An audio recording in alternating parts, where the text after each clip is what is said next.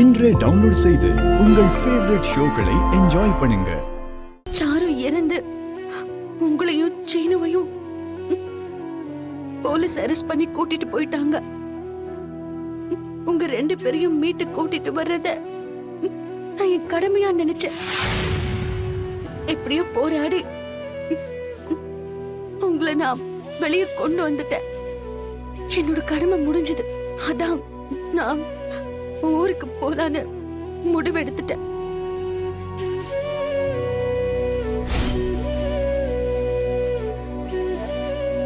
அதான் நான் ஜெயில இருந்து வந்ததுமே என் தப்ப உணர்ந்து நான் மன்னிப்பு கேட்டுட்டேன் இல்ல. அன்னைக்கு நான் அந்த முடிவு எடுக்கிறதுக்கு காரணம் பத்மா என்கிட்ட காட்டின அந்த விவாகரத்து பத்திரம் தான்.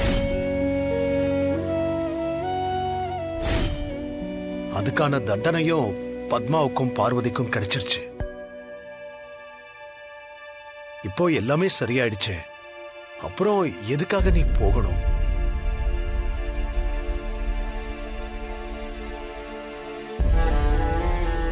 மாயா, அப்படின்னா என்னை விட்டுட்டு நிரந்தரமா போறதுன்னு முடிவு பண்ணிட்டியா? நான் என்ன பாவம் பண்ணேன்?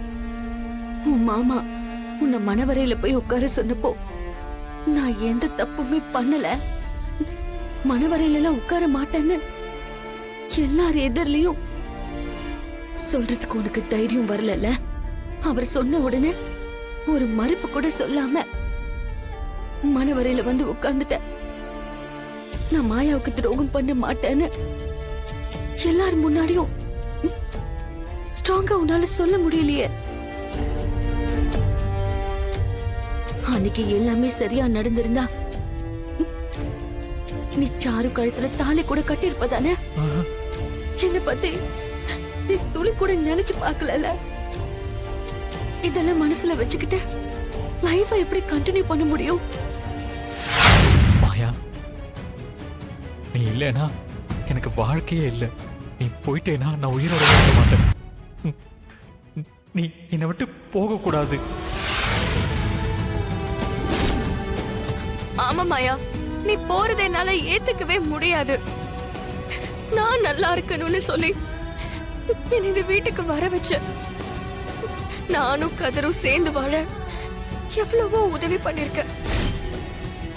உன்னோட வாழ்க்கையில ஒரு பிரிவு வரது நான் பார்த்துட்டு சும்மா இருக்க மாட்டேன். நீ போயிட்டா நானும் இந்த வீட்டை விட்டு போயிடுவேன்.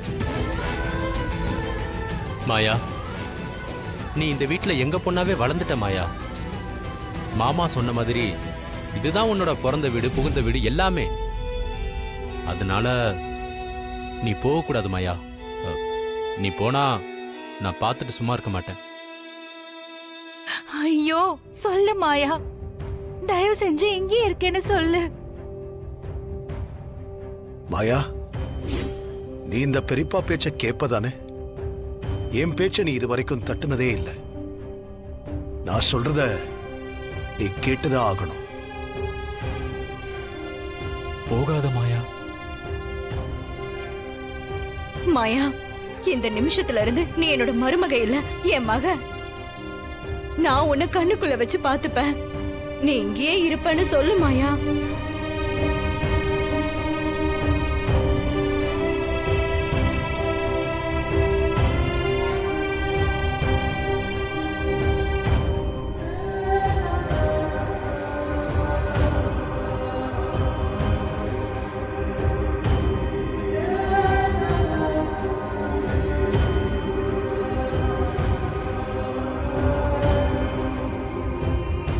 சரிங்க அத்தை,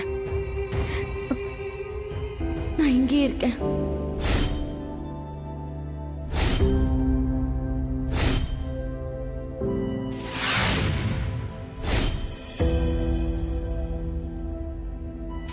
கல்யாணத்துக்கு முதல் நாள் ராத்திரி சாரு உங்களை பார்க்க வந்தப்பதான் என் பொண்ணை காணோமேன்னு அவளை தேடி வந்தேன். அப்பதான் எதிர்ச்சியா அந்த பையனை பார்த்தேன். அப்பதாங்க அந்த பையன் சாரு லவ் பண்ற விஷயமே எனக்கு தெரியும். முதல் தடவையா அந்த ரகுராம் எனக்கு கொடுத்த வாக்குப்படி என் பொண்ணுக்கும் சீனுக்கும் கல்யாணம் பண்ணி வச்சிருந்தா இன்னைக்கு இப்படி எல்லாம் நடந்திருக்குமா? நீங்களே சொல்லுங்க. அந்த ரகுராம எனக்கு எவ்வளவு பெரிய துரோகத்தை பண்ணிருக்கான். கடைசியா என் பொண்ணு செத்து போனதுதான் மிச்சம்.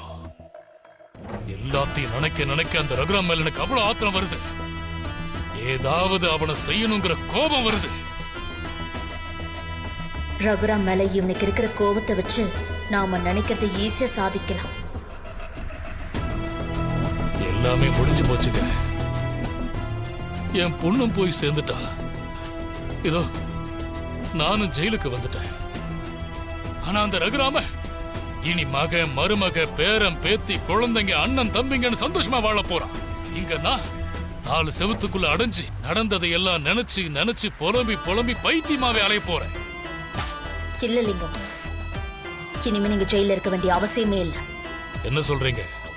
ஆமா, உங்களை எப்படி வெளியில கொண்டு வரணும்னு எனக்கு தெரியும். அது எப்படிங்க முடியும்? எனக்கு தான் ஆயுள் தண்டனை கைதின்னு உறுதி ஆயிடுச்சு.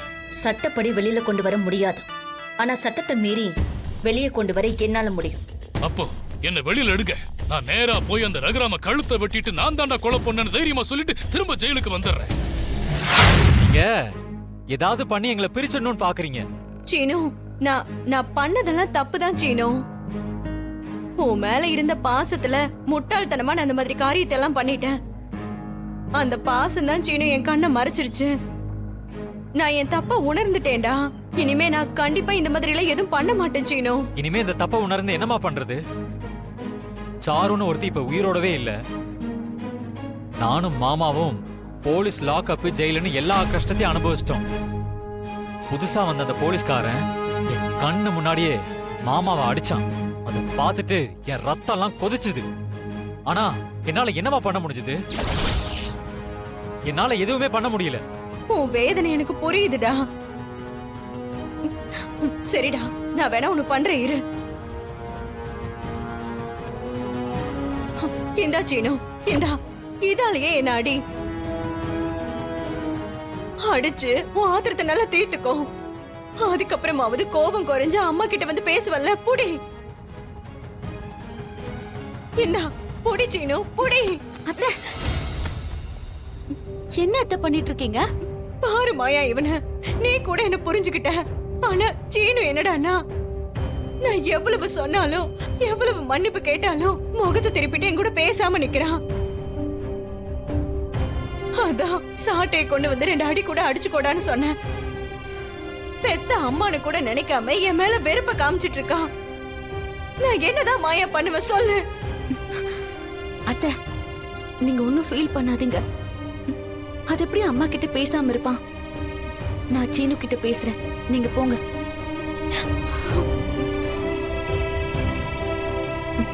சீனு, என் கூட வா. நான் வரல மாயா. நீ வர போறியா இல்லையா? வா.